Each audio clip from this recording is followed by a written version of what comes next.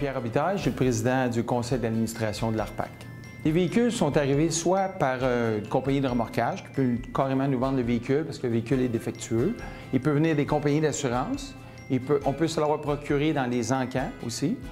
Et peut venir aussi des programmes mis à la ferraille que l'ARPAC fait en ce moment. Après ça, le processus, c'est d'attribuer un numéro d'inventaire à ce véhicule pour ensuite le rentrer en inventaire dans le système informatique avec toute la provenance du véhicule, sa couleur, le modèle, tous les petits détails importants qui ont rapport à ce véhicule-là pour avoir un registre en bonne et due forme.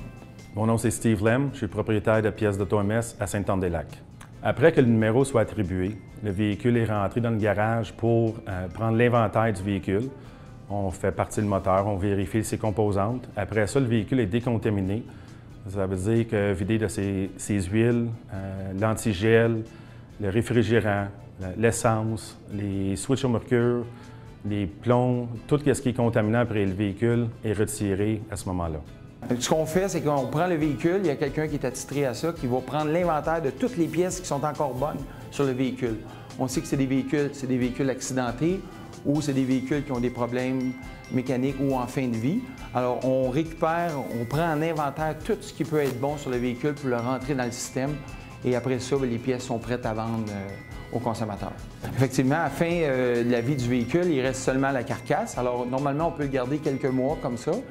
Quand on a vendu pas mal de pièces et où on achète d'autres véhicules, ce véhicule-là est pressé par une compagnie de pressage qui vient dans nos centres de recyclage et qui presse les véhicules et qui les envoie dans une compagnie de déchiquetage.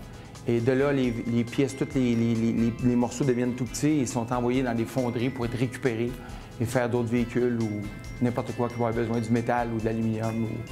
Effectivement, le véhicule est vraiment recyclé à 100 %. On récupère toutes les pièces possibles qu'on peut vendre aux clients pour leur donner une deuxième vie. Tous les liquides, tout ce qui est enlevé des véhicules, que ce soit l'huile, l'essence, le liquide de lave-glace, l'antigel, c'est tout récupéré. Ça peut être revendu ou ça peut être récupéré pour en produire d'autres. Et à la fin, ce qui reste de la carcasse est envoyé dans une compagnie de déchiquetage qui la défait toute en petites pièces et qui l'envoie dans des fonderies.